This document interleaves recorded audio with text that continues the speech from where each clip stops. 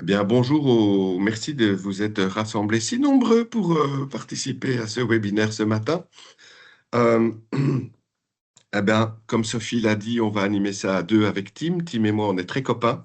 On travaille depuis plusieurs années ensemble. On échange beaucoup sur nos travaux parce que ça fait sens. D'une part, il y a une demande de nos amis les producteurs d'avoir quelque chose d'harmonieux à l'échelle nationale en termes de durabilité, prioritairement sur les plateaux de tournage de films. Donc, c'est vraiment là qu'on a notre expertise, Tim et moi, dans l'accompagnement des tournages et des producteurs, de comment ils peuvent rendre leur activité durable.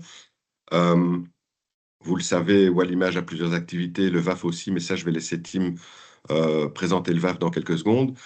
Euh, Nous, chez Wallimage, on essaie d'étendre nos activités, enfin la durabilité à l'ensemble de nos activités, mais on le fait de manière progressive. Donc, on a d'abord commencé par la production, qui est notre core business, production de films.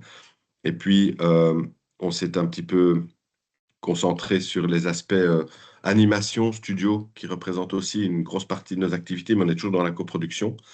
Mes travaux pour 2026 vont s'orienter plus pour l'accompagnement des entreprises, donc le département entreprise, dont Sophie vous aura probablement parlé ou pas. Bah, je vais faire aussi rapido en quelques mots. Donc, il y a 4 départements chez Wallimage. Le premier, coproduction, je viens d'en parler. Le deuxième, c'est département entreprise. Donc là, on fonctionne vraiment comme une banque. On va faire des prêts, prise de participation au capital. L'idée étant de vous aider à créer votre entreprise dans le secteur de l'audiovisuel et des industries culturelles et créatives. Donc voilà, c'est des prêts, c'est des participations, etc. Une fois que l'entreprise fonctionne, nous, on se retire et on laisse l'entreprise voler de ses propres ailes. On a un troisième département qui est spécifique au tournage de films, c'est ce qu'on appelle l'accueil des tournages. Donc, on va aider les producteurs à trouver les bons décors, trouver les bons prestataires, trouver les bons techniciens, techniciennes pour pouvoir monter leur projet en Wallonie. Et alors, le quatrième département, bah, c'est celui qui nous a invités aujourd'hui, et je remercie Sophie pour cette invitation. C'est le département gaming qui englobe aussi les cross-tech. Et donc là, on travaille aussi un petit peu, mais comme c'est une ligne qui est assez jeune, on veut pas mettre la barre trop haut, trop vite. Donc, on essaye aussi d'être dans cette philosophie d'accompagnement des projets, des porteurs de projets, en disant, tiens, vous montez un projet aujourd'hui, est-ce que vous avez considéré les aspects de durabilité dans l'élaboration du projet, ou en tout cas dans les grandes lignes? Et c'est un peu ce qu'on va essayer de vous transmettre aujourd'hui avec Team, c'est de dire, voilà, vous avez tous, à un moment donné, une idée, un projet en tête. Est-ce que vous avez intégré les aspects de durabilité dedans? Il y a des bénéfices vraiment financiers, d'une part, mais il y a aussi des bénéfices humains, sociaux, que vous pourrez retirer d'avoir adapté, mis en place ce type de stratégie dans vos projets. Euh, voilà, on pense que c'est pas, euh, ça ne se fait pas en une fois, c'est un travail au long cours, entre guillemets. Il y a vraiment une réflexion et une mise en place qui doit être faite. Et donc, c'est ça qu'on va essayer de vous transmettre ici aujourd'hui. Donc, pour pas rester trop longtemps sur ma première slide, dans laquelle je vous invite à réfléchir à comment intégrer la durabilité dans vos projets, j'envoie la deuxième slide et je laisse la parole à Tim qui va un peu présenter qui il est, ce qu'il fait. Voilà, c'est à vous. Dank u wel en bedankt om hier te zijn. Zoals al gezegd is het VAF, of Vlaams Audiovisueel Fonds, is voor een stukje vergelijkbaar met Wallimage. Wij zijn in Vlaanderen het publieke fonds dat de Vlaamse overheid heeft of managt om onafhankelijke producties in Vlaanderen te steunen. Vlaamse filmmakers komen naar ons met projecten. Dus wij zijn een belangrijke speler in het financieel ondersteunen van audiovisuele producties. Dat kunnen langspeelfilms zijn, tv-reeksen, documentaires, kortfilm, virtual reality, animatie, filmlab, maar ook games en podcasts. En we hebben eigenlijk in 2013 beslist toen van ja, waarom koppelen we de financiering niet aan duurzaamheidscriteria. En het is mijn taak binnen het fonds om duurzaamheid, wat toch wel een breed begrip is, te vertalen naar concrete acties voor de mensen die bij ons komen aankloppen voor financiële steun voor hun productie.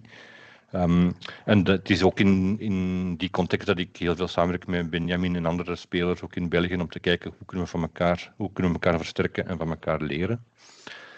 Ik hoop ook dat de transcriptie goed werkt. Ik weet niet, want ik zie die niet, maar ik hoop dat de ondertiteling zijn werk doet.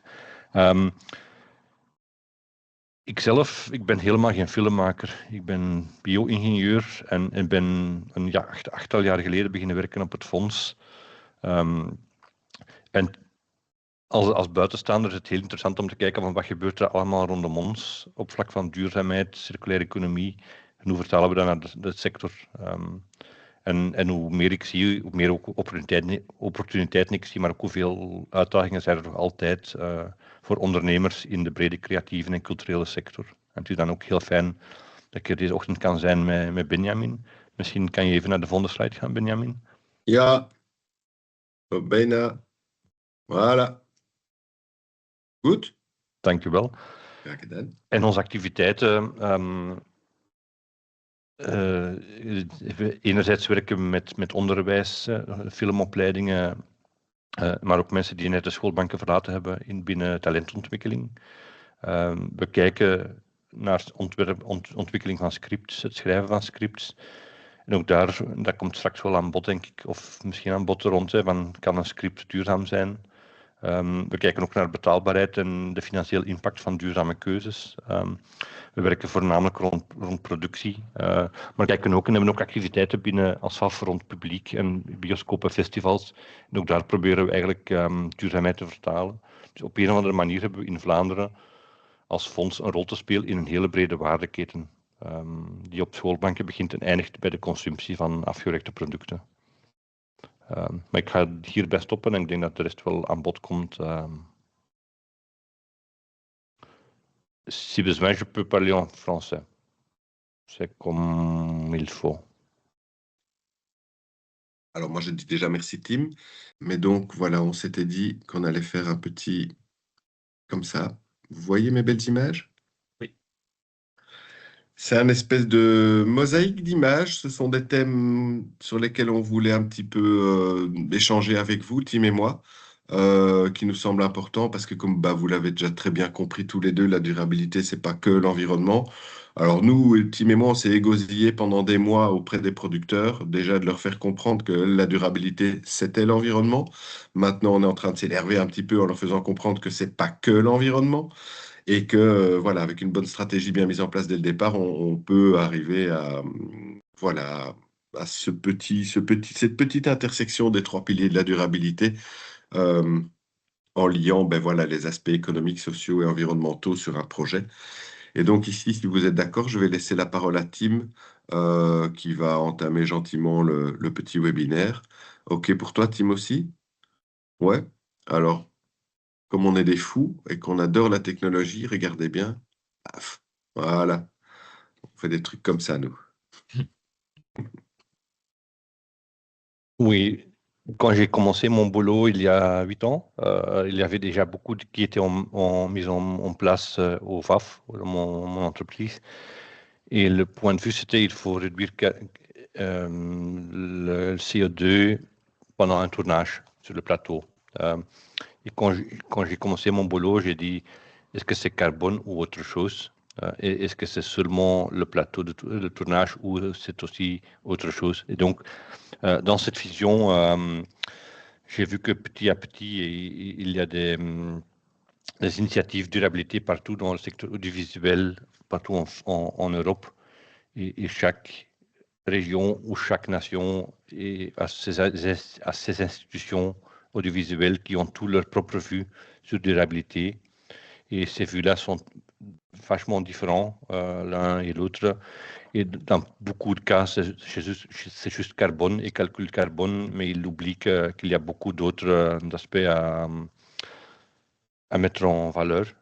Et par exemple, vous en avez déjà parlé pendant la présentation des projets, mais imagine que tu peux dire que mon tournage est neutre en carbone, mais mon patron c'est un sexiste, ou je suis si stressé que j'essaie de survivre pendant mon boulot quotidien et j'ai aucune liberté mentale pour réfléchir sur autre chose que survivre.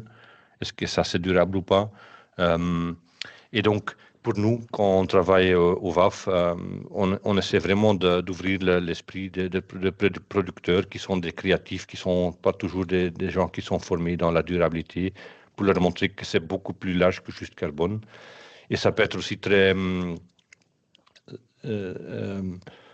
ça peut nous donner aussi des domaines qui ne sont pas vraiment le premier à réfléchir.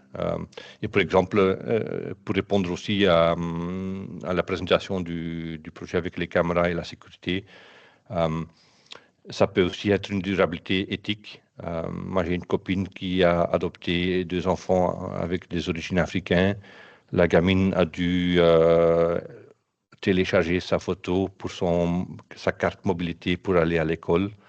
Et l'application AI derrière le site web où il faut charger la photo dit l'illumination de la photo n'est pas bonne ou les yeux sont fermés ou c'est pas. Mais au final, l'outil derrière le site n'a pas appris de reconnaître des gens avec une autre couleur de peau que des blancs. Et elle a sorti sa langue rose. Et là, l'AI a dit oui, maintenant ça va. Mais donc, là aussi, il y a un aspect durabilité, éthique, sociale que beaucoup de gens oublient. Et donc, pour moi, dans cette démarche durable, c'est à chaque projet que je guide pour définir à eux quels éléments de durabilité, planète, sociale, gouvernance sont importants pour eux. C'est pas moi qui peux les imposer. Mais j'essaie de leur montrer des exemples positifs et négatifs d'où ça peut dérailler. Et dans ces démarches aussi, je pense que si on peut déjà intégrer cette vision de durabilité du début d'un projet, c'est le meilleur. Parce que ce que je vois dans mon boulot, c'est que j'arrive trop tard. Par les choix durables, les choix logistiques, financiers, stratégiques sont déjà faits. Et là, j'essaie d'augmenter la durabilité avec des courses et des falafels, mais c'est trop tard parce que les grands choix stratégiques, est-ce qu'on va travailler chez nous ou ailleurs? Est-ce que ça a une coproduction internationale ou pas? Est-ce qu'on va faire exploser des choses ou pas? Tous ces choix-là, c'est des choix qui se font dans une phase de préparation. Mais on va en discuter sûrement aujourd'hui aussi de cette importance. Je demandais ça parce que, comme le team le disait là il y a quelques secondes, ben voilà, effectivement, ce qui est apparu dans le cadre de nos travaux, et une nouvelle fois, nos travaux, c'est vraiment la production de films, donc on est assez loin de votre business. Mais c'est quand même d'avoir une réflexion très très en amont des différents aspects de la durabilité, tant au niveau du produit que vous développez, mais aussi au niveau de l'entreprise que vous allez créer, fabriquer. Ben voilà, ça se traduit comme le disait Tim, ben, il y a la diversité des profils. Il y a le bien-être au travail, il y a ce genre d'aspects qui doivent quand même être considérés. Et nous pensons, en tout cas, c'est un peu les résultats qui ressortent de voilà, les différentes années. Enfin, le team, ça fait un peu plus longtemps que moi. Moi, ça fait 6 ans que je travaille sur ce sujet-là. C'était très, très compliqué au début, mais maintenant, les bonnes pratiques sont mises en place. Et c'est vrai que, d'une part, j'ai de moins en moins de questions de la part des producteurs, etc., qui ont compris comment ça fonctionnait. Mais de plus en plus de producteurs, si vous voulez, les règles qu'on met au niveau de la coproduction s'appliquent exclusivement ou presque exclusivement au tournage. Dans la fabrication d'un film, on a l'écriture. Le développement, on va chercher des financements, puis on a la partie de pré-production, on cherche les décors, le tournage à proprement parler, et puis tous les aspects de post-production, donc traitement de l'image, etc., avant la diffusion, qui est vraiment l'étape finale. Comme le disait Tim, si on arrive au moment du tournage en disant bah, tu dois manger des falafels plutôt qu'un morceau de viande, bah, entre guillemets, tous les choix stratégiques ont déjà été faits. Et donc, c'est très difficile de changer d'orientation, de changer de cap.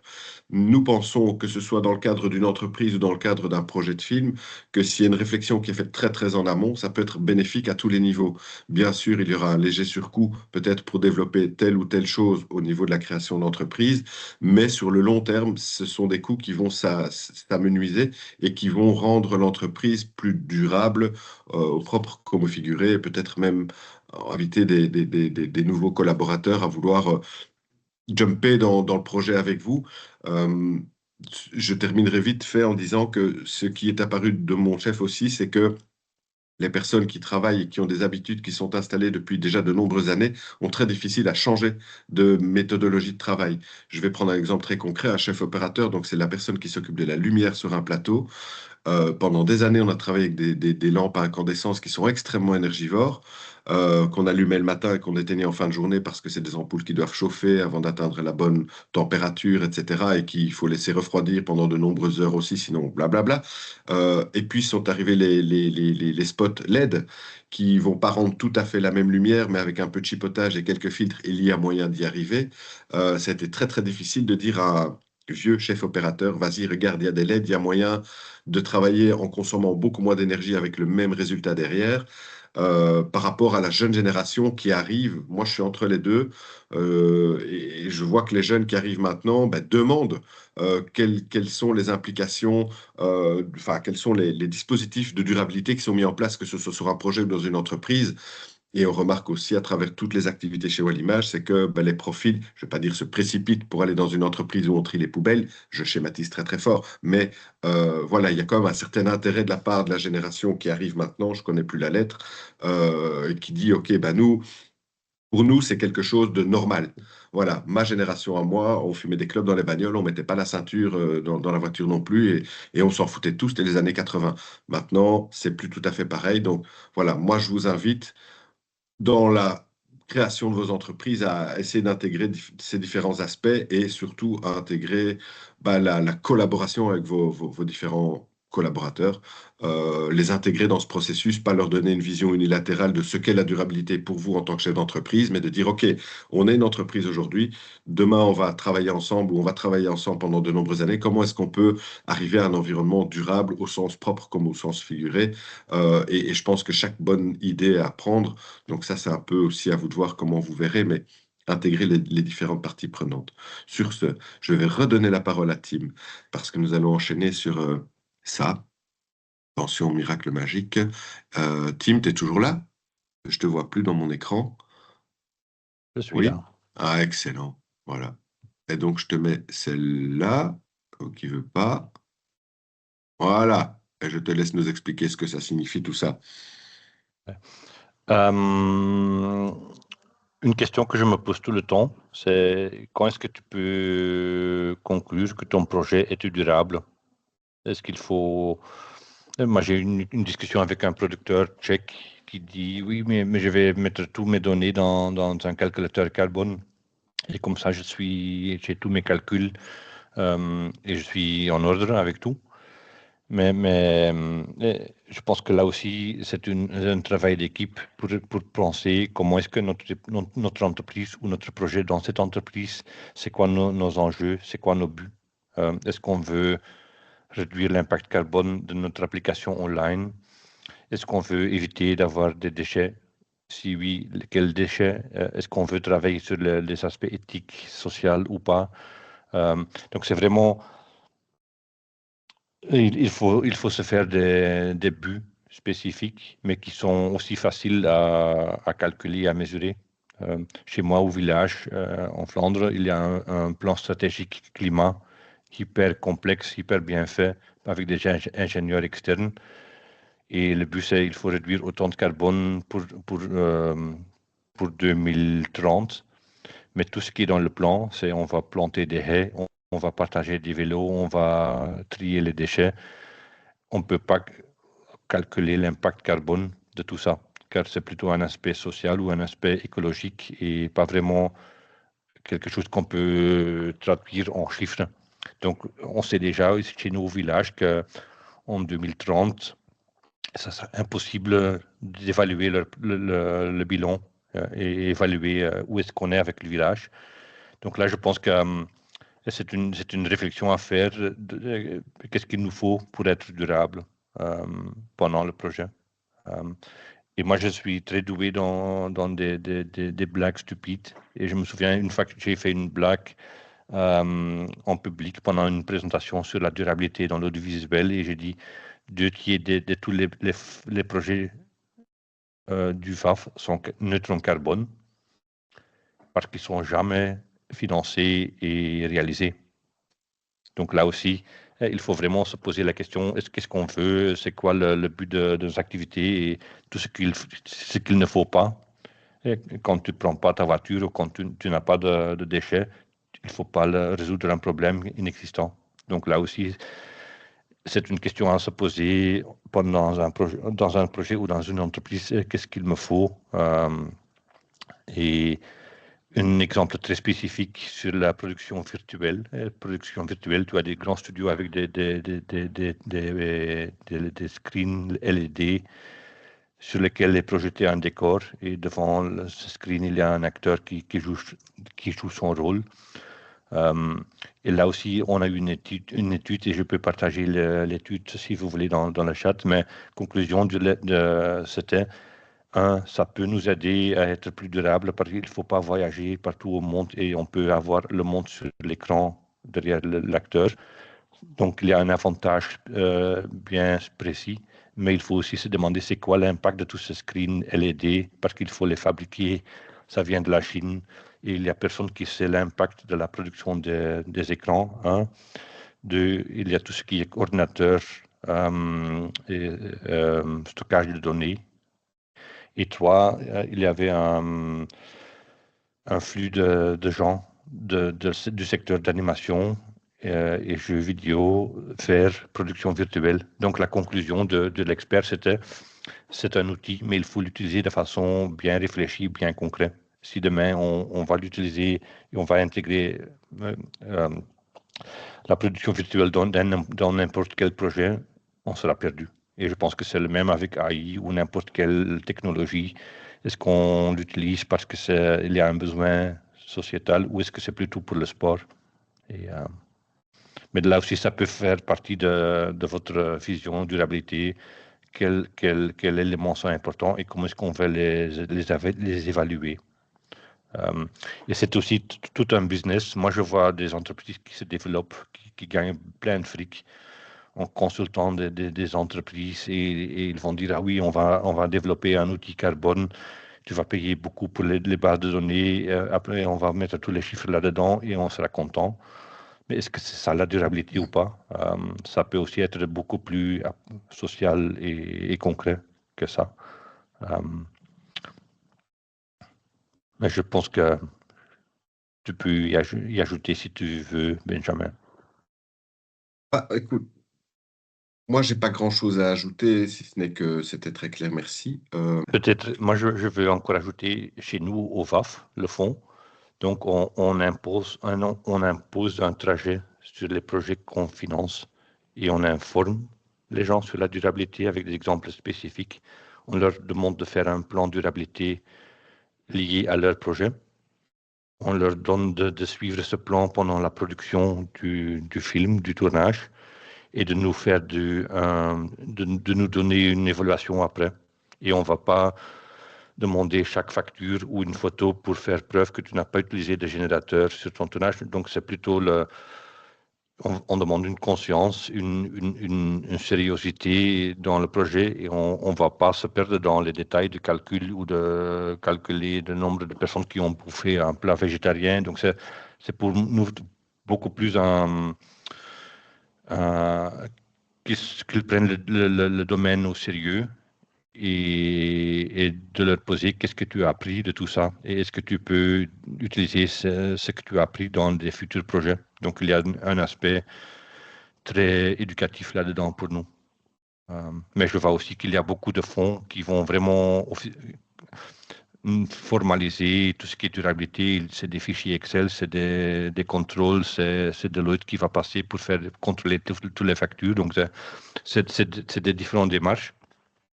Ce que je vois aussi, mais on va en discuter aussi, maintenant, il y a sur l'échelle européenne aussi des règles de durabilité pour les grandes entreprises. Et là-dedans, c'est aussi comme un pendule qui risque d'aller dans le sens, il faut contrôler tout. Et quand le rapportage est bien joli et bien détaillé, tout va bien. Mais on oublie de faire des choix durables pendant la vie quotidienne d'une entreprise ou d'un projet. Donc, il faut pas se perdre dans un rapportage hyper formel sans être au courant des choix que tu fais chaque jour pendant ton projet ou ton entreprise. Ouais, moi, je voulais juste rebondir là-dessus en disant, effectivement, ben, comme au VAF, on fonctionne pareil, hein. Il y a les Flamands, les Wallons, mais globalement, c'est la même chose. C'est juste deux gouvernements qui sont différents. Mais l'objectif est le même, c'est générer des dépenses au niveau régional. On est 49 fonds, voire 50 fonds régionaux répartis en Europe. Je vous parle vraiment de film ici, hein, parce que c'est ce qu'on maîtrise le mieux et je vous laisse faire les transpositions avec votre travail. Mais on a tous ce même objectif, donc générer les dépenses au niveau régional. Nous, en Wallonie, on travaille énormément avec la France. Alors, il suffit de regarder une carte et on voit que la France fait, je ne sais pas combien de fois la Wallonie, mais trop de fois. Et donc, forcément, quand la France nous dit demain c'est comme ça, ben, ça a un impact direct sur nos activités ici en Belgique. Euh, et donc, ben, Tim exprimait là tout de suite l'aspect mesure sur les plateaux. C'est vrai que c'est la France, par exemple, impose une mesure avant et après chaque tournage. Alors, quel est l'objectif là derrière? Simplement d'établir un référentiel. C'est très, très difficile pour nous de dire un tournage durable va faire moins de tonnes. Les tonnes de CO2, c'est un chiffre. Moi, j'aime de dire que ben voilà, une tonne de CO2, j'ai jamais vu à quoi ça ressemble. C'est un gros nuage dans ma tête, mais point barre. Euh, et donc, il y a effectivement tout ce travail d'accompagnement, je le disais tout à l'heure, des techniciens, des techniciennes qui doit être fait. Et cet accompagnement s'est traduit par une mesure. En fait, le simple fait de mettre un chiffre, même si c'est un gros nuage, va permettre à l'ensemble de l'équipe de dire, tiens, voilà, en configurant notre tournage de cette manière, on arriverait à un bilan prévisionnel de autant de tonnes. Si on réfléchit un petit peu à notre façon de travailler en essayant de chercher des technologies un peu moins énergivores, on peut sensiblement diminuer l'impact du tournage. Alors, vous le verrez, hein, mais le tournage, c'est une chose. Maintenant, il y a différentes sous-sections dans les postes les plus énergivores. Je pense que là, il y a clairement des analogies qui peuvent être faites avec les entreprises. Euh, mais on va y revenir un petit peu plus tard, ou peut-être on switch là-dessus, Tim, sur le studio Lugus. Qu'est-ce que tu... Ouais, comme ça vous permettra un petit peu d'avoir quelques infos. Ben, je te laisse encore la parole parce que c'est encore à Ouais, toi. ok. L'année passée, j'ai eu un étudiant à l'université catholique qui a fait sa thèse pour moi. Et c'est un ingénieur industriel environnemental chimie qui sont experts dans life cycle assessment. Et lui, il a calculé l'impact environnemental d'un studio de jeu en Flandre. C'est un petit studio avec une dizaine de gens qui travaillent. Et donc, son analyse, et ici c'est l'image, c'est l'impact annuel du studio elle-même était 14 tonnes de carbone par an. Et là, il a regardé, ça vient d'où? Et c'était environ 5%, c'était les déchets. Environ 8%, c'était l'impact de tout ce qui est ordinateur, serveur, tout ce qui est des machines électriques et leur fabrication et leur end of life aussi, donc quand ça devient déchet. Il y avait environ 13% de l'impact, c'était lié au bâtiment et aux briques et le toit et tout ce qui est la structure elle-même. 21%, c'était l'énergie. Dans l'énergie, il y a la partie grise, c'est le plus important, c'était le chauffage au gaz. Et la partie jaune, c'était 5% ou quelque chose, c'était l'électricité utilisée dans le studio. Et le dernier élément, c'était le transport quotidien des gens au bureau. Et là, tu vois trois éléments. Il y avait les voitures, les motos et les trains. Et en fait, ce que ça montre, c'est le bleu foncé. Le train, en kilomètres, c'était le plus important pour les employés.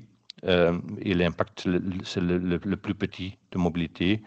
Et c'était quelques gens avec des voitures ou des motos qui étaient tout seuls dans la voiture qui représentent la plus grande partie de l'impact environnemental du studio. Et donc la conclusion là, c'était et pourquoi pourquoi ils ne prennent pas ou le train ou pourquoi est-ce qu'il n'y a pas de covoiturage et pour réduire ça. Et deuxième élément, c'est aussi quand on discute avec des gens dans l'animation ou jeux vidéo, ils pensent qu'on va leur reconstruire leur métier. Et ici, le métier, je fais un jeu, c'est le bloc jaune, c'est 5%, c'était lié à l'électricité qui était utilisée par les ordinateurs pendant le programming d'un jeu. Donc ça nous montre aussi que l'importance relative de tous les différents éléments. Et quand tu vas démarrer ton entreprise, il ne faut pas oublier le bâtiment ou est-ce que c'est un endroit où tu peux facilement venir en transport en public ou pas. Et c'est peut-être des choix tout simples, qui vont avoir plus d'impact sur ta durabilité que juste de repenser vos flux et vos activités techniques en développement de jeux. Tu peux retourner aux précédents slides, Benjamin. Voilà. Donc, c'était 14 tonnes de carbone par an. Un des jeux que le studio a développé, c'est Liftoff. C'est un jeu avec des drones. C'est un simulateur de drones et ils font des courses et tu peux apprendre à conduire un drone. Là aussi, il a calculé c'est quoi l'impact de jouer ce jeu par an. Et un an de Liftoff représente 45 tonnes de carbone. Donc, c'est 3 fois l'impact du studio.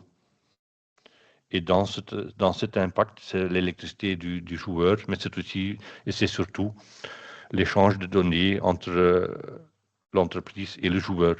Est-ce que tu joues un jeu online ou pas? Est-ce qu'il y a toujours un flux de données entre le serveur et le joueur ou pas? Ces choses-là, cela ont un impact invisible dans beaucoup de cas. Mais pour moi, c'est vraiment, ça montre aussi.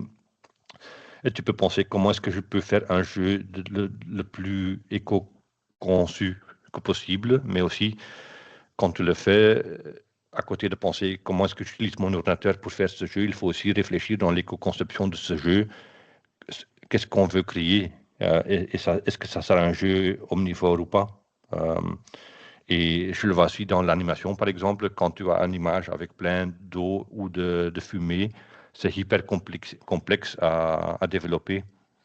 Et donc là aussi, tu peux dire, on va pas introduire ce genre de détails dans notre récit, dans le jeu, parce que ça représente beaucoup de travail pour le développer, mais aussi beaucoup de données pour faire bouger ces images-là entre A et B.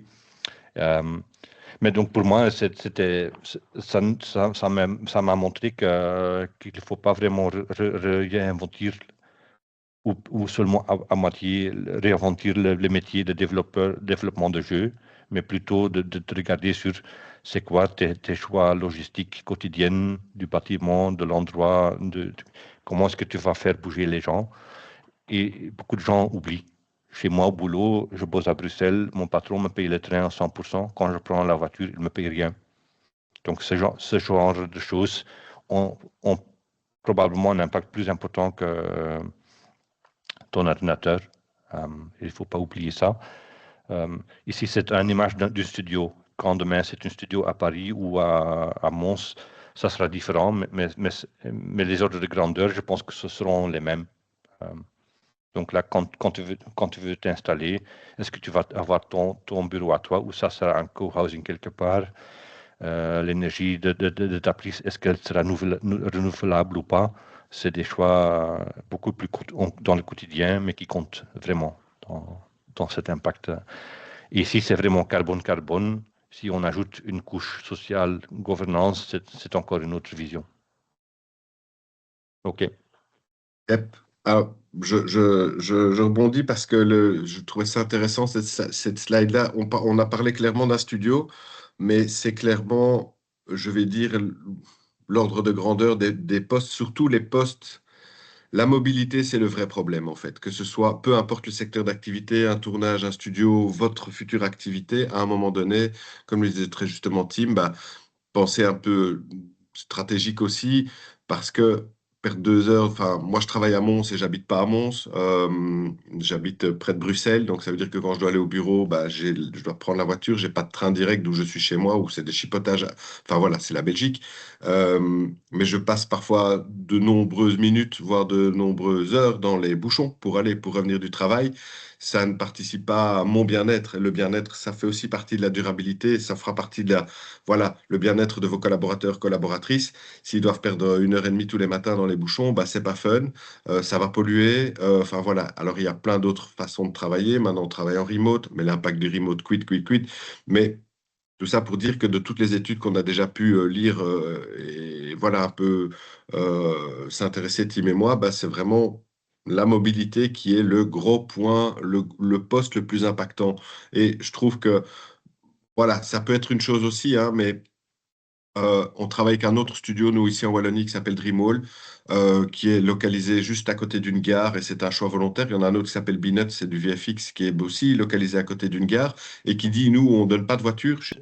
Je vais juste ajouter aussi, pendant les tournages, Et quand tu cherches les endroits où tu vas faire ton shoot, la mobilité peut être déjà un critère pour le choisir ou pas. Quand tu C'est choisis ça. un bureau, même chose. L'année passée, le fonds audiovisuel quelque part en Suède, ils ont réservé un train audiovisuel pour aller de la Suède jusqu'à Berlin au festival. Et donc, eux, ils ont invité des producteurs suédois pour leur rejoindre au train. Et le voyage de Suède jusqu'à Berlin, c'était déjà une expérience professionnelle. Il y avait des échanges, il y avait du partage.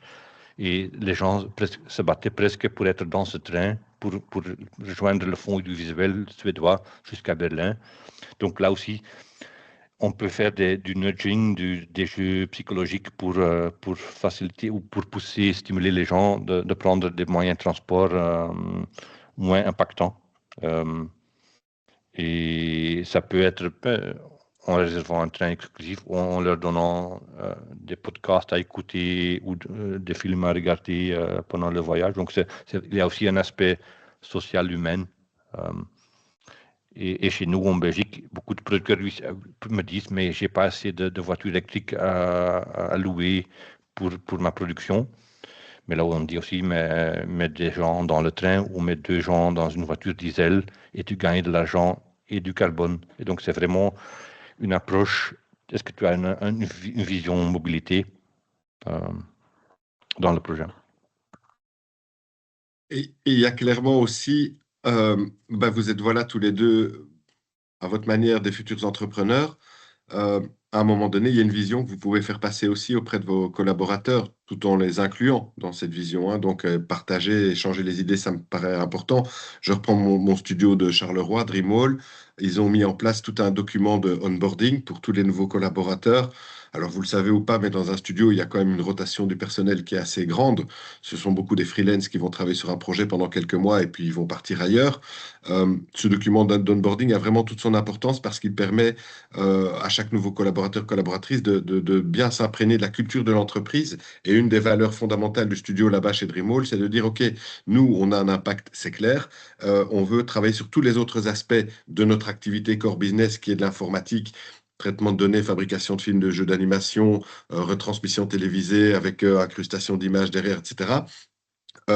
Et donc, ils travaillent clairement sur des aspects de mobilité, sur la conscience du personnel en disant, ben voilà, ils ont par exemple des ruches sur les toits, ils ont mis des panneaux solaires autour du bâtiment, ils ont isolé correctement, ils ont fait des audits pour voir quelle était la priorité à mettre dans les différents investissements à faire. Et il y a vraiment une vraie philosophie là derrière, mais qui émane directement de la direction.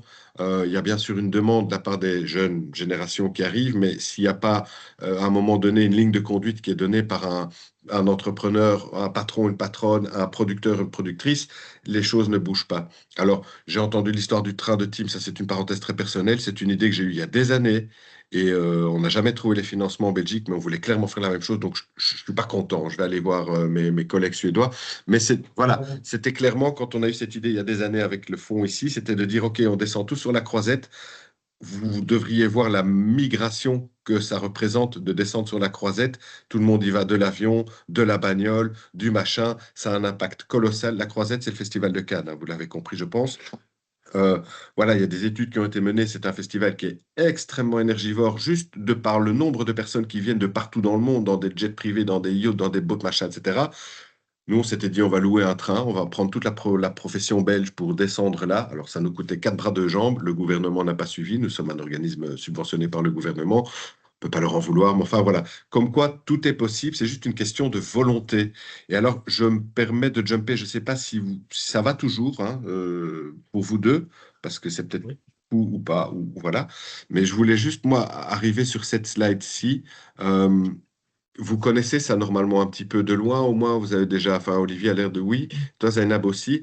Nous, Tim et moi, on pense que c'est une bonne ligne, c'est un bon outil pour un peu faire des choix durables pour construire votre entreprise.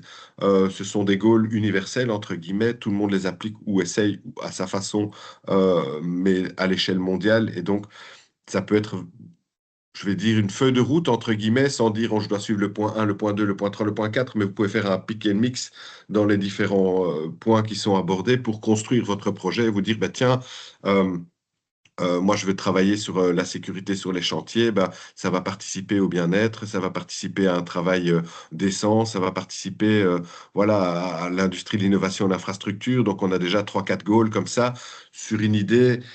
Zainab ne le prend pas mal, mais c'est qui me semble loin de la durabilité. Mais en même temps, voilà, il y a déjà ces quatre aspects-là. Simplement en lisant cette grille, on dit, ben, OK, il y a tous ces aspects-là. Et donc, ça, voilà, c'est une vision aussi que vous devez à un moment donné avoir et vous imprégner. Et puis, on avait mis une autre slide derrière, hein, je pense, j'ai pas vu sur mes slides, moi voilà.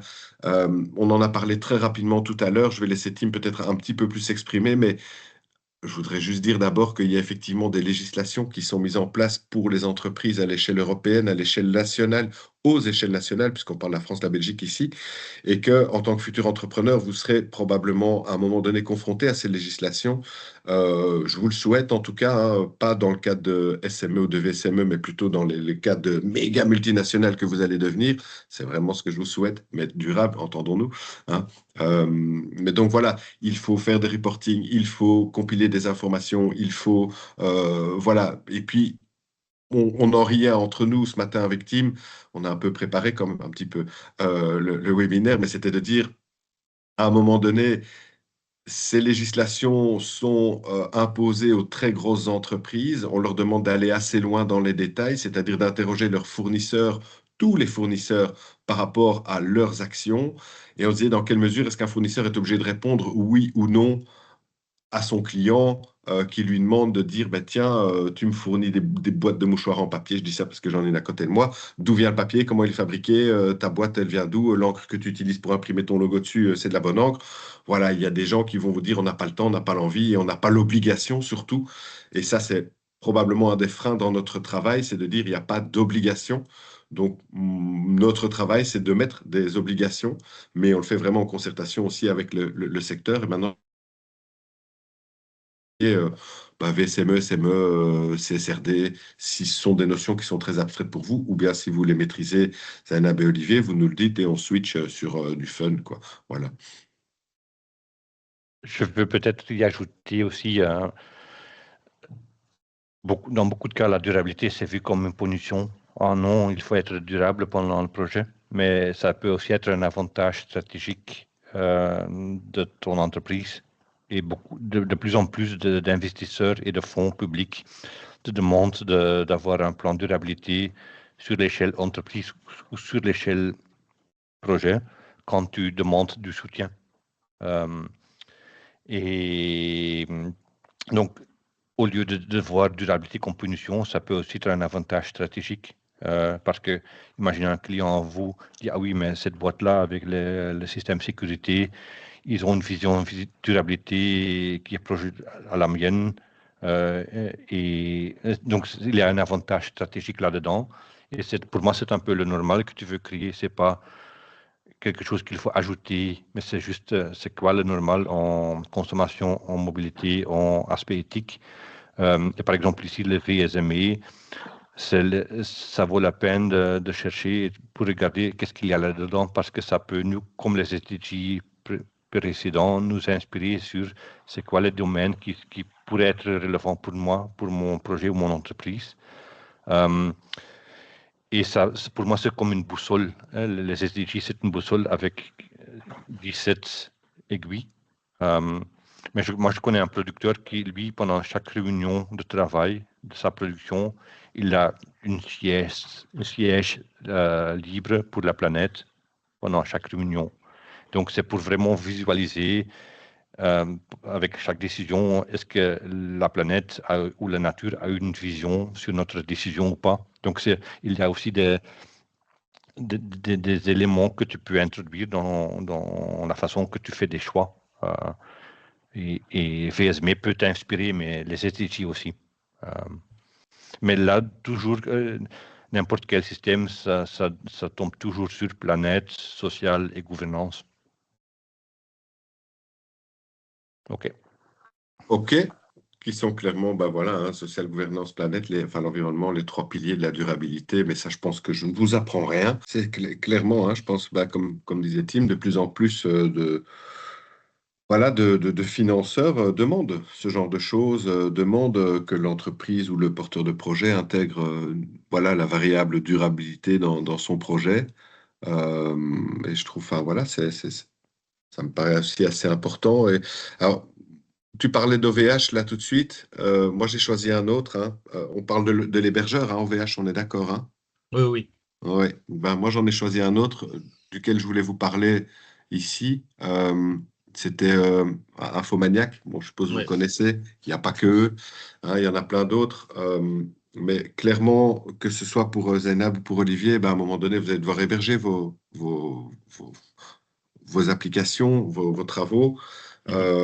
L'importance du choix, bah, voilà, je vais rien vous apprendre de nouveau, mais l'importance du choix de là où vous allez héberger vos données, c'est vraiment important, je pense aussi. Euh, les données, ou en tout cas le modèle, ou enfin, ici, bah, je crois que pour les travaux de Zainab, il y a quand même des puissances de calcul qui doivent être assez considérables derrière. Tu m'arrêtes si je me trompe, Zainab.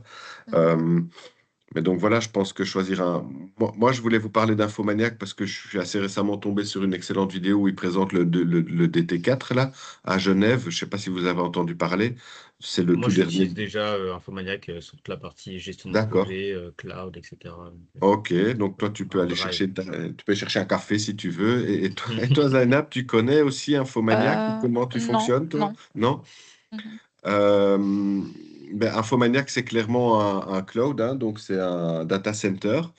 C'est une boîte qui est basée en Suisse et ce qu'il y a de révolutionnaire, c'est qu'ils ont clairement, dans la conception du projet, donc du data center, ils ont considéré vraiment tous les aspects environnementaux, techniques.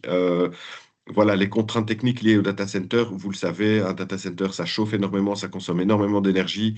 Voilà, on le voit sur l'image ici, ce sont des racks et des racks d'ordinateurs. Dans le reportage, il montrait que ben, Infomaniac est tenu, de par les contrats qu'il passe avec ses clients, d'être opérationnel H24. Donc, ça veut dire que tout est doublé, redondé. Donc, on n'a pas un disque dur par entreprise, mais on en a autant X qui fonctionne, que s'il y en a un qui plante, bouffe, ça change.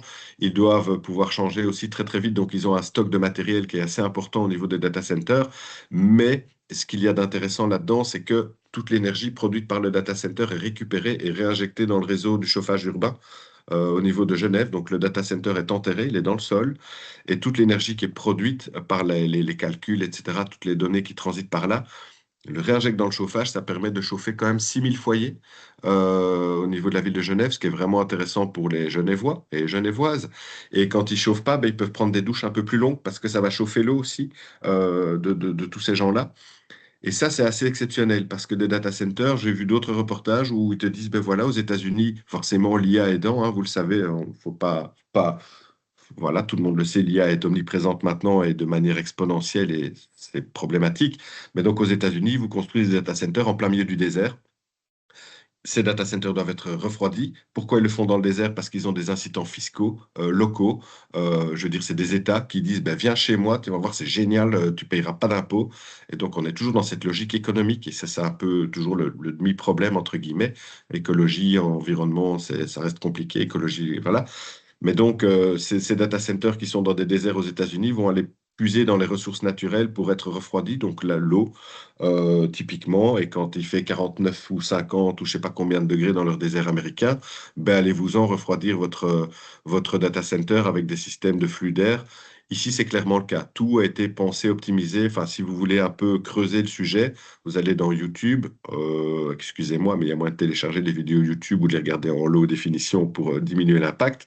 Et vous tapez Infomaniac Data Center 4, vous allez voir, c'est un reportage qui est vraiment bien bidouillé, où on vous explique tout dedans, comment tout a été pensé et éco-conçu pour diminuer l'impact. Et donc, ce que moi je voulais dire à travers ça, c'est quand vous allez déployer vos activités, et je pense particulièrement à Zainab qui est encore dans ce travail de post-doctorat, de recherche et d'affinage, de fine-tuning, comme on dit, là où Olivier a l'air d'être déjà un peu plus avancé dans le déploiement du projet, ben, il faudra bien te renseigner, bien choisir où et comment tu vas faire fonctionner ton application, si tu le fais en local, si tu le fais en extérieur, etc. Et si vous voulez un peu vous nourrir de quelques données. L'ADEME en collecte énormément par rapport à l'empreinte du numérique, mais le numérique représente environ 4% des émissions carbonées en France aujourd'hui. 4%, c'est énorme. J'ai pas je vais pas vous donner un chiffre en tonnes parce que je l'ai pas, mais ça représente quand même, c'est vraiment beaucoup, beaucoup, beaucoup, beaucoup, beaucoup, et ça ne fait qu'évoluer. Donc, à un moment donné, à nous de réfléchir à comment on consomme tout ça et à vous de réfléchir à l'impact que pourrait avoir la consommation de vos produits. Alors moi, j'ai cherché des infos pour voir quel était l'impact moyen d'une application sur mobile, puisque Sophie m'avait briefé en disant, bah, on va bosser avec des développeurs, il y en a qui bossent sur des applications VR, il y en a qui bossent sur des applications plutôt créatives comme Olivier, il n'existe pas de chiffres à l'heure actuelle, on n'a pas un chiffre qui dit une application va consommer autant de grammes ou de kilos de CO2. Il y a tellement de facteurs qui interviennent que c'est presque impossible à calculer en fait. L'hébergement, la conception, voilà. Dans la conception, on peut parler aussi de green coding. Je ne sais pas si c'est des notions qui vous parlent, ça, le green coding ou pas du tout. Mais c'est clairement du codage informatique qui a un impact moindre que, je vais dire, du traditionnel Python, où je ne dis pas que le Python est plus énergivore qu'un autre, c'est le seul que je connais. Mais voilà, il y a des manières de coder vos logiciels qui sont vraiment moins impactantes pour l'environnement. Je vous invite éventuellement à aller creuser un petit peu aussi dans ces aspects-là, parce que ça peut changer la donne fondamentalement aussi, quoi. Et puis à un moment donné, ça c'est une réflexion personnelle, mais même si l'Europe fait un tout petit peu marche arrière par rapport à ses objectifs 2030, 2050, etc., il n'est pas improbable que d'ici quelques années, ben, l'Europe refasse marche avant et puis impose voilà, des taxes, parce que ça marche bien, ça, les taxes, ils aiment bien taxer tout et tout le monde. En tout cas, chez nous, en Belgique, ils adorent ça. Sur l'impact de vos activités, ça pourrait être, voilà, je pense, quelque chose à considérer, surtout que je crois que pour une grosse boîte, style Total, entre guillemets, pour ne pas les citer, et il y en a plein d'autres, hein, mais on connaît tous l'impact, c'est une notoriété publique d'une boîte comme ça. C'est colossal. Et je crois que si les choses ont un petit peu bougé au niveau européen, c'est notamment à cause de gros lobbies comme eux, le lobby du pétrole, le lobby des voitures, qui font que les lignes ont un petit peu bougé ces dernières semaines. Voilà, soyez plus malins que tous ces gens-là, parce que Total, faire marche arrière, ça devient compliqué. Volkswagen qui doit changer toute son usine, je ne sais pas si vous êtes déjà passé à côté de l'usine Volkswagen en vous rendant en train à Berlin. C'est des kilomètres et des kilomètres d'usines, c'est impressionnant à voir. Quand ils doivent tout changer là-dedans, c'est pas 15 euros, c'est des milliards, voire enfin, des millions, voire des milliards d'euros de transformation. Et c'est pour ça qu'ils disent maintenant, on veut pas arrêter le moteur thermique en 2035 parce qu'on a investi dans des infrastructures et que, une nouvelle fois, économie. Donc voilà, c'est toujours cette balance entre votre conscience écologique, puisqu'il n'y a pas vraiment de règles, et l'impact économique que ça aurait sur votre activité, tel ou tel choix. Et ça nous semblait aussi assez important de mettre en avant. Et puis, je voulais juste terminer, avant de repasser la parole à Tim ou à vous, sur tous les aspects life cycle assessment de voilà, ce type d'infrastructure. Vous voyez pas ma main qui montre le data center, mais en gros, c'est ça. Qu'est-ce qu'on fait des ordinateurs une fois qu'on a fini de faire le job pour lequel on l'a acheté? Et je vais prendre un exemple très clair, je vous laisse faire l'analogie avec vos activités, mais toujours avec mes studios.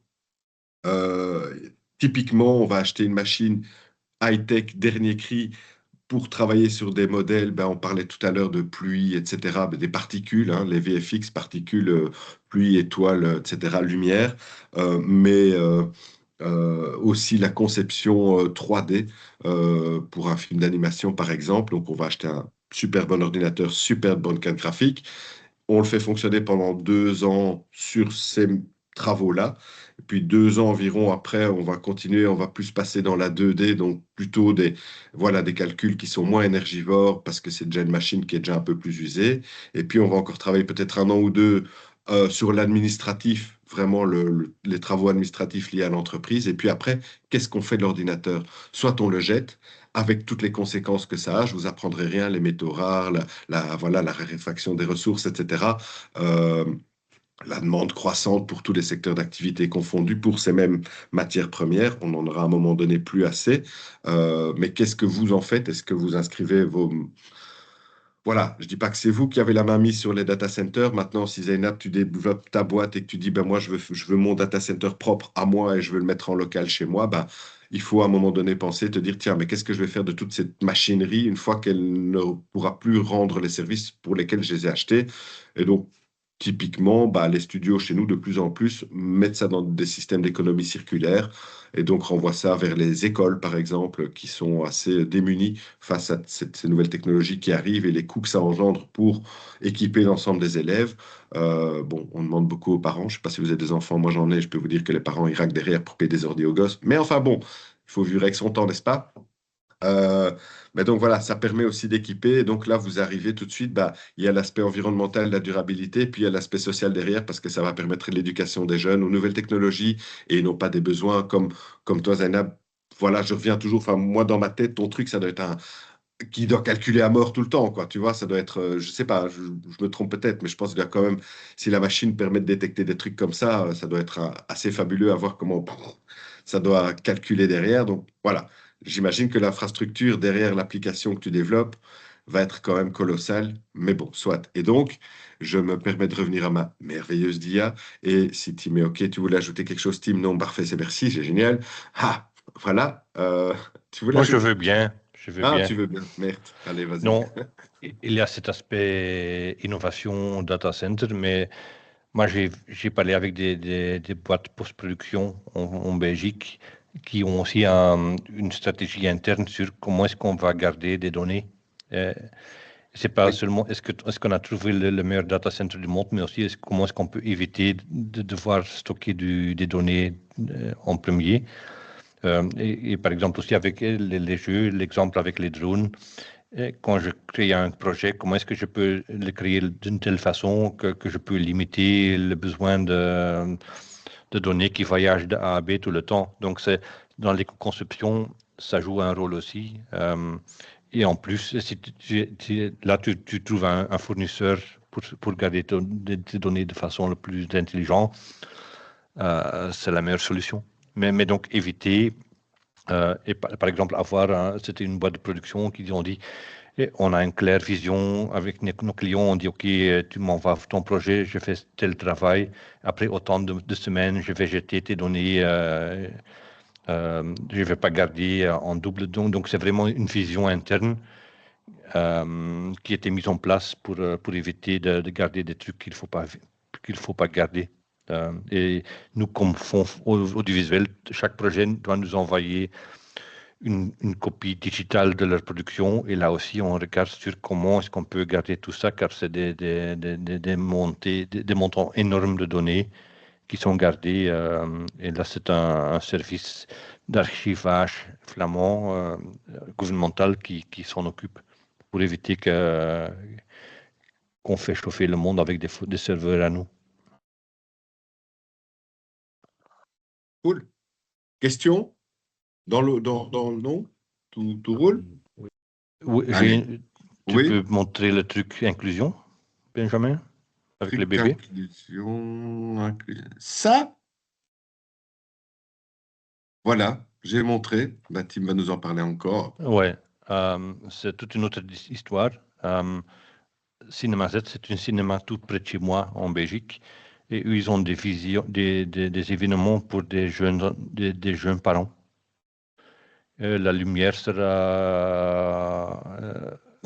sera moins sombre, et le bruit est moins haut. Et comme ça, les bébés sont à l'aise et ça permet des jeunes parents de visiter, d'aller au cinéma avec leurs enfants. Mais tu peux aller au suivant, Benjamin. Car là, c'est le vent. Donc, nous, on a aussi un fonds de jeux vidéo et ils ont créé un partenariat avec Able to Play. Et Able to Play, je ne sais pas si tu connais, mais c'est un projet qui essaie d'évaluer des jeux vidéo sur leur accessibilité pour des gens avec des handicaps ou des besoins spécifiques.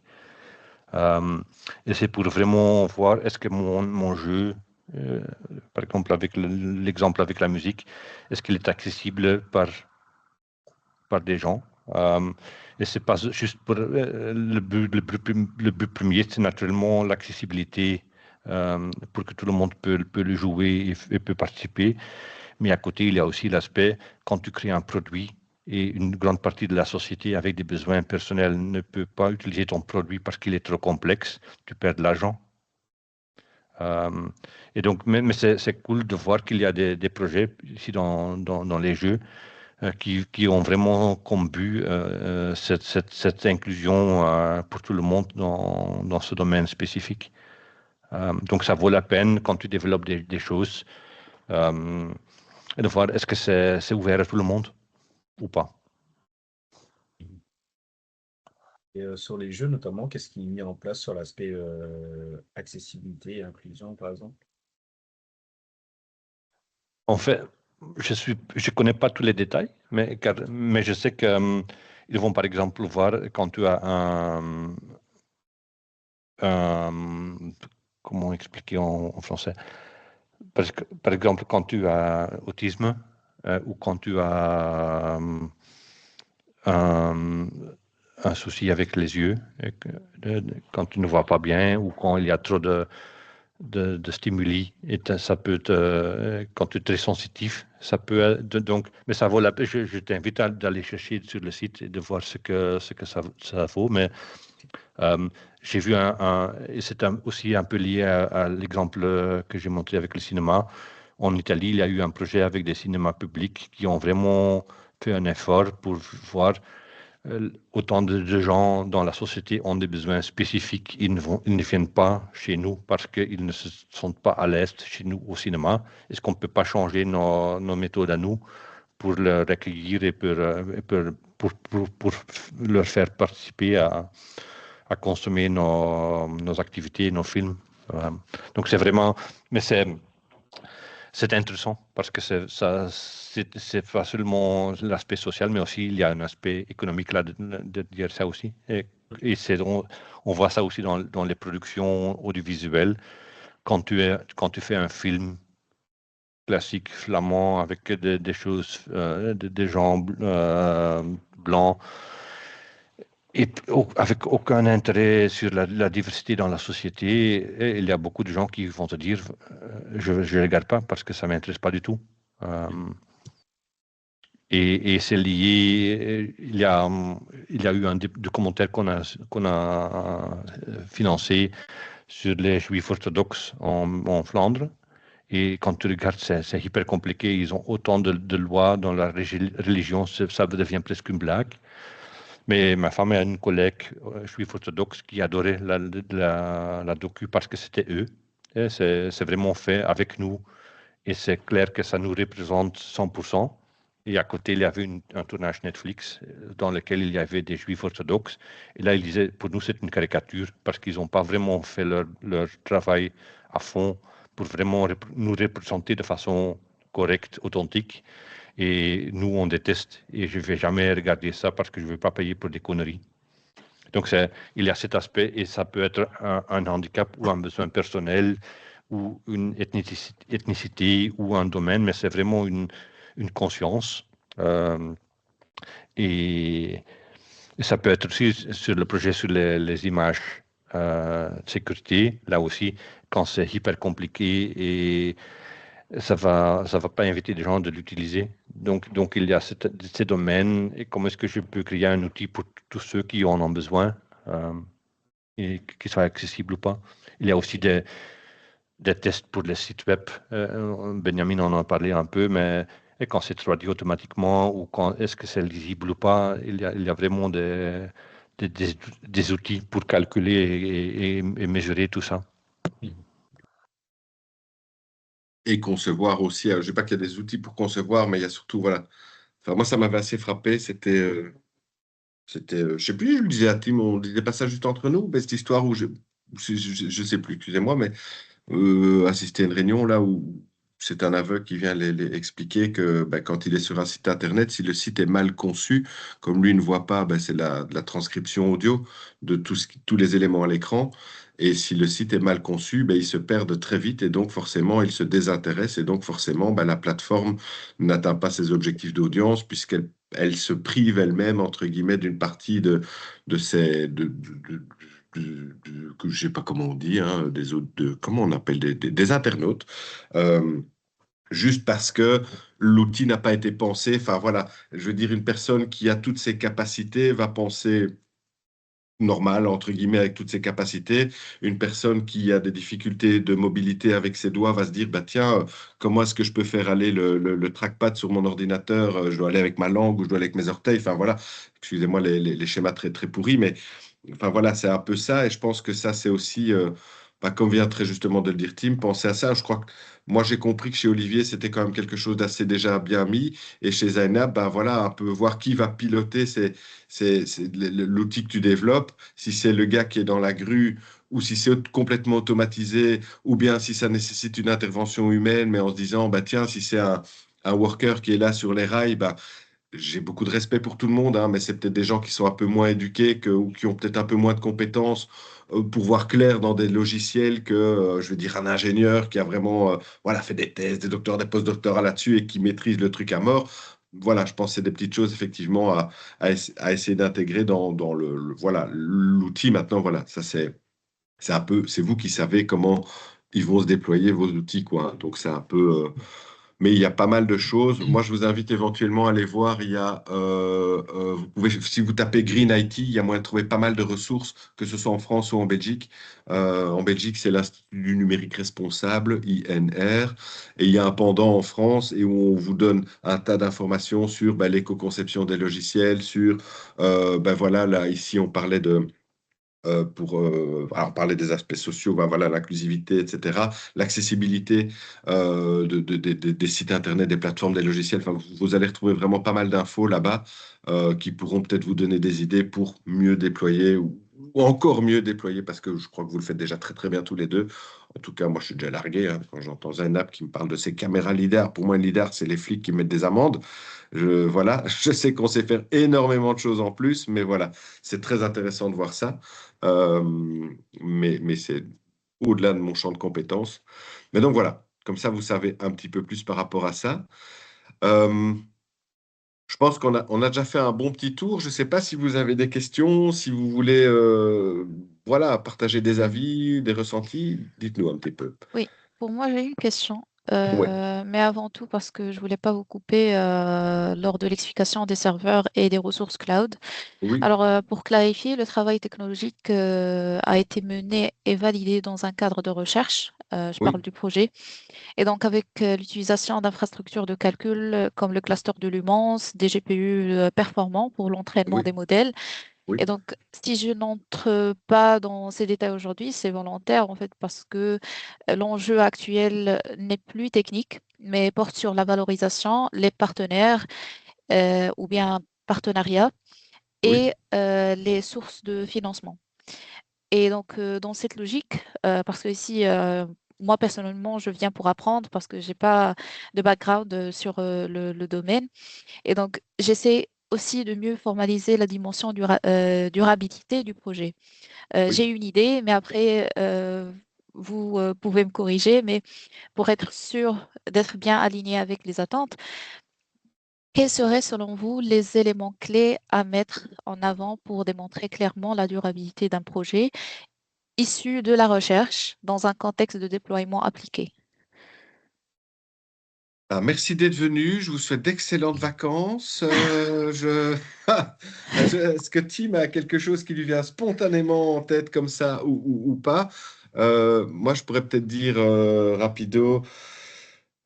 Je pense, une nouvelle fois, moi, je pense, hein, Zeynep, il y a bien sûr, enfin, ouais, je reviens avec la même chose, mais je pense qu'il y a l'aspect entreprise, fonctionnement de l'entreprise. Donc, quel collaborateur, comment tu vas gérer ta boîte? Et ça, je pense que ce sont des arguments qui peuvent rassurer peut-être des investisseurs de dire, moi, j'ai une vision globale et claire de comment va tourner ma boîte le jour où j'aurai trouvé les financements. Et tiens, toi, regarde, je pense notamment, allez, tu me parlais de financement. Nous, on en fait évidemment, mais il y a une banque en Belgique qui aide beaucoup le financement des films. Il y en a plein, mais il y en a une qui est vraiment spécialisée dans tous les aspects durables, c'est Triodos, que tu dois connaître normalement, au moins de nom. C'est vraiment une banque qui va prioritairement aller investir dans des projets à finalité durable ou dans lesquels, en tout cas, la durabilité est vraiment intégrée dès la conception. plutôt que, je vais dire, aller faire des investissements style, on va investir dans l'armement, qui est hyper lucratif, hein, on le sait tous, beaucoup plus que des aspects durables, mais voilà. Et donc, ça, c'est peut-être voilà, des choses que tu pourrais mettre en place quand tu vas aller avec ton petit dossier voir Triodos en disant j'ai 20 millions d'euros pour déployer mon truc. J'ai pensé à ça pour mon entreprise. Et puis, bien sûr, après, il y a tous les aspects techniques, même si ils ont l'air d'être déjà bien clairs, comme tu disais, mais je pense que ce sont clairement ces deux, moi je dirais sur ces deux champs-là, quoi. Essayer d'avoir un impact le plus bas possible au niveau de l'utilisation du produit que tu es en train de développer, et puis d'avoir vraiment une philosophie d'entreprise claire qui peut être rassurante pour les investisseurs aussi, mais qui ne sera pas mesurable. Là, on est vraiment dans des considérations plus idéologiques, mais voilà, il me semble que c'est vers par là que j'irai. D'accord, merci. Moi, je pense que quand je vois ton projet, tu vas sauver des vies. Donc, c'est durable dans le but du produit. Imagine que c'était juste un site pour calculer le nombre de brebis à côté du chemin de fer et après c'est pas un amusement, c'est quelque chose avec une valeur importante pour la société. Et donc, c'est pas du n'importe quoi. Donc, ça, c'est déjà le début. Il y a un besoin, bien-être, santé, sécurité. Et tu peux regarder ton projet de façon combien de carbone est-ce que est représenté par mon logiciel ou mon ordinateur. Donc, on pourrait regarder c'est quoi l'empreinte environnementale de mon produit ou de mon... ça, c'est un. Mais on pourrait aussi penser comment... si toi, tu es ma patronne, est-ce que moi, je serais content comme employé ou pas? Comment est-ce qu'on fait des décisions dans notre entreprise?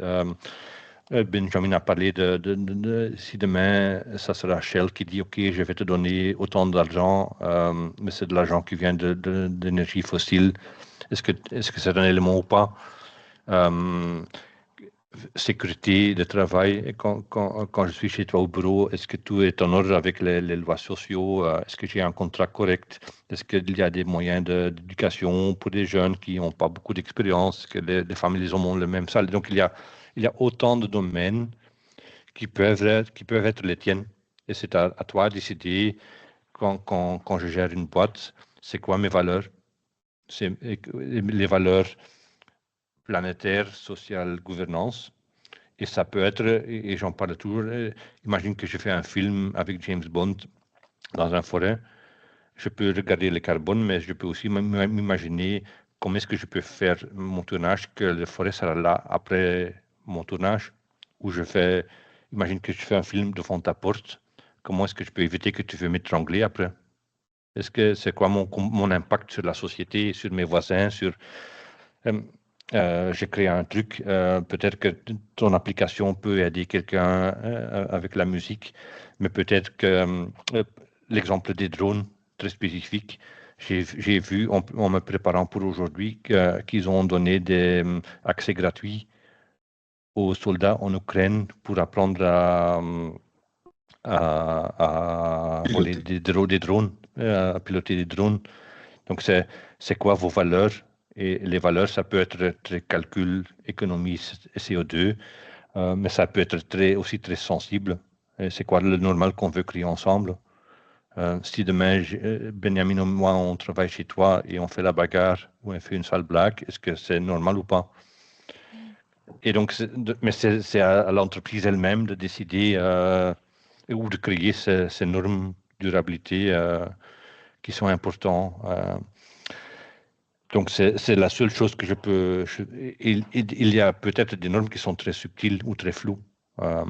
Mais je peux aussi m'imaginer, dans le lien que j'ai envoyé sur l'AI, le monsieur il m'a expliqué aussi, pour l'instant, AI a appris tout ce qu'on trouve sur l'Internet, mais il y a aussi plein de merde sur l'Internet. Et si tu veux utiliser des outils AI pour chercher les meilleurs acteurs pour ta production, ils vont te proposer des gens plus âgés que 40 ans parce que les jeunes et les talents divers n'existent pas dans l'AI.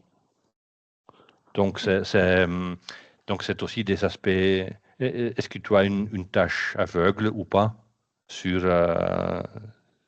quand tu développes ton modèle pas. Imagine que avec ton application, je peux imaginer que tu peux l'utiliser dans un événement pour voir qui sont s'il y a des gens dangereux ou pas. Imagine que là aussi, imagine que pendant une présentation, chaque individu dangereux, ça sera quel genre de personne? Est-ce ça pourrait aussi être presque raciste ou discriminé? On a la même discussion dans des scripts. Comment est-ce qu'on représente la société? Est-ce qu'il y a comment dire, est-ce qu'il y a des cas où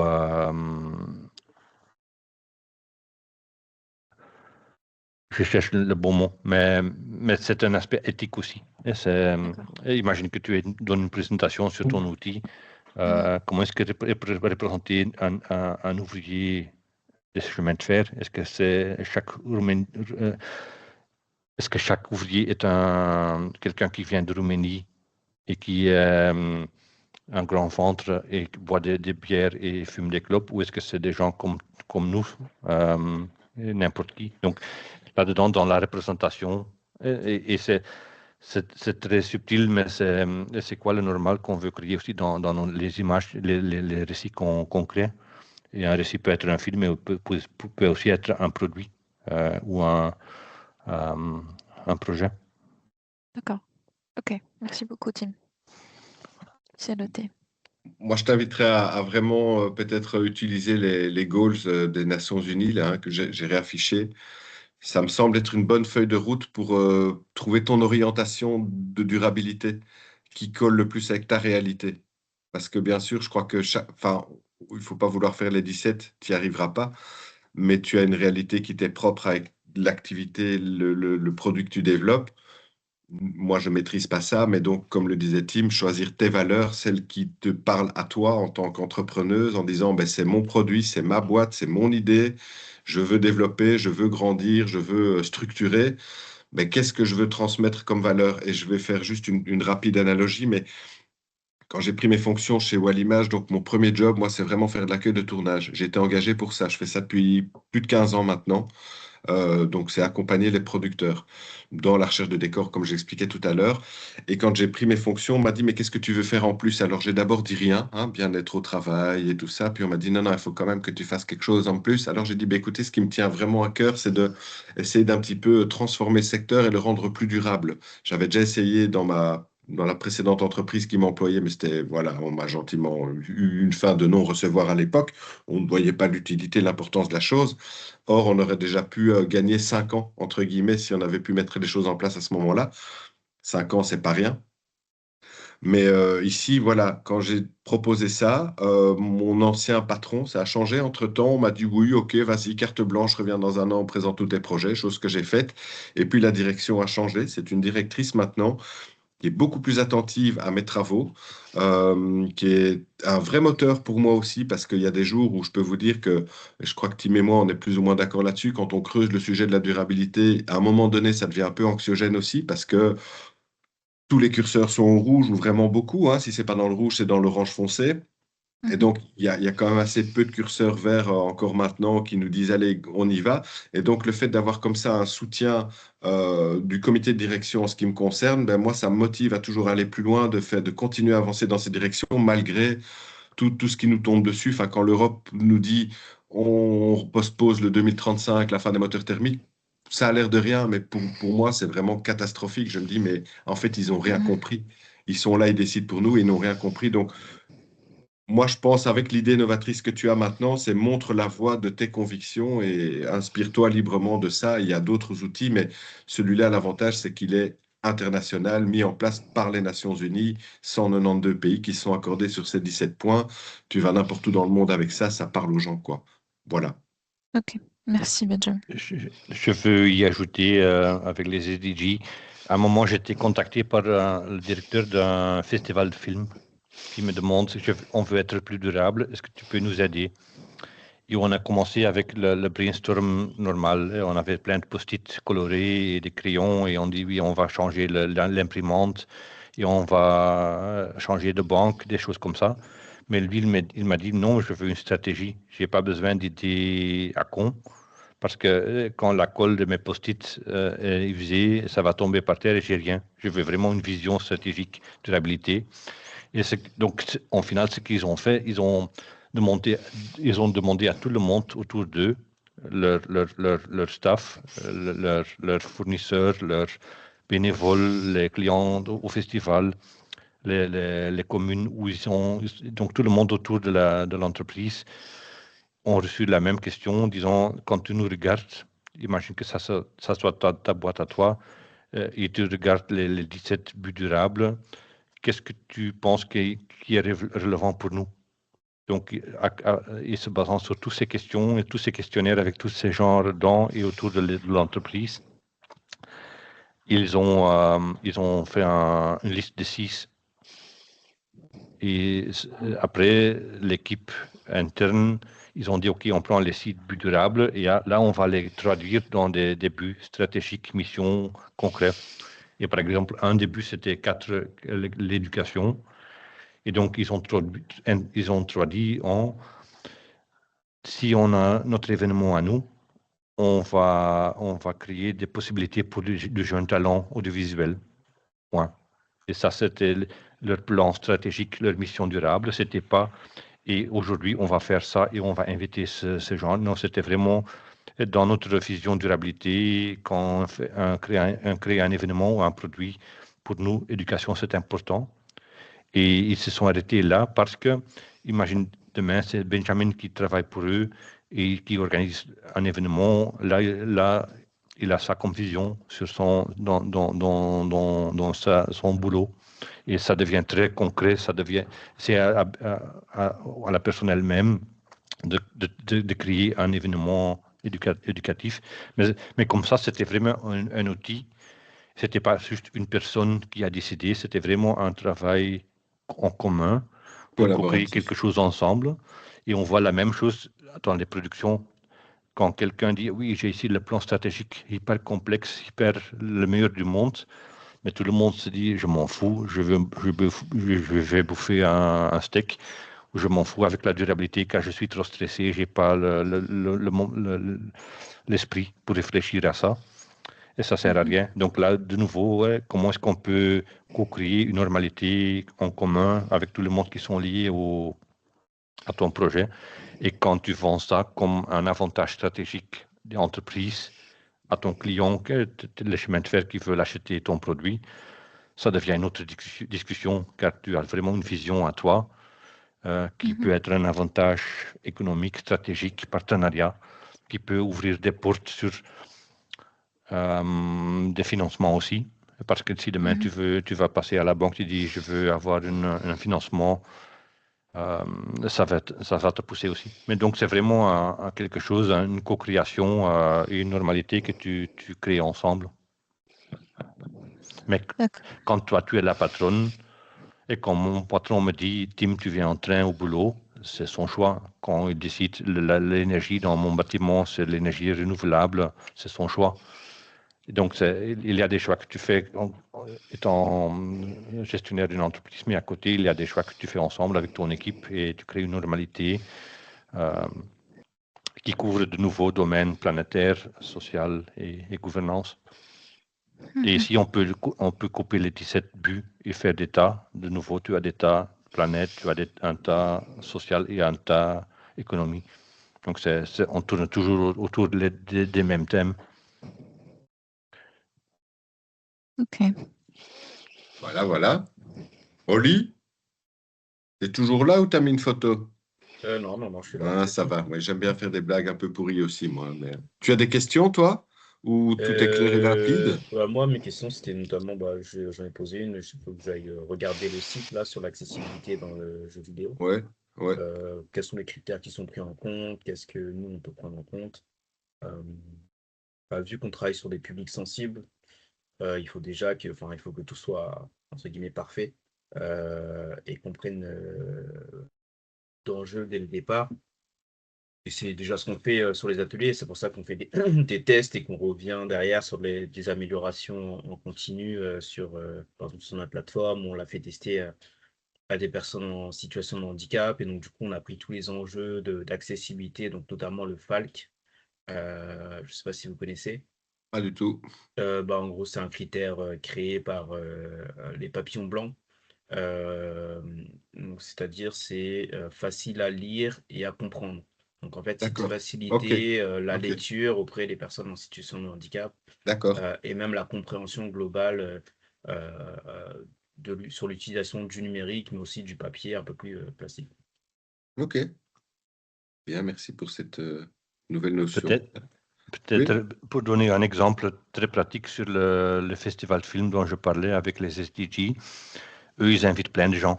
Ils invitent des réalisateurs de partout dans le monde parce qu'ils présentent des tournages mondiaux. Mais eux, ils ont décidé, on va plus inviter des gens qui doivent absolument venir en avion, sauf qu'on peut leur inviter et leur faire passer différents événements au même moment. Parce que c'est con de mettre une personne sur un avion pour 1 heure de présence. Mais aussi, si demain, tu imagines que tu habites l'Ukraine et je t'invite pour mon festival, est-ce que tu es prêt pour abandonner ta famille, pour venir en Belgique, pour donner une présentation, blablabla, carpe rouge, ou pas? Et est-ce que tu peux aussi refuser de venir? Et donc pour eux, c'était vraiment une autre vision de qui est-ce qu'on veut inviter et comment est-ce qu'on veut faire certain que ceux qui viennent sont à l'aise chez nous et que ce n'est pas une obligation, mais c'est vraiment une opportunité. Voilà. Et c'est loin de carbone mais c'est vraiment je suis ton patron, je vous invite et je veux prendre soin.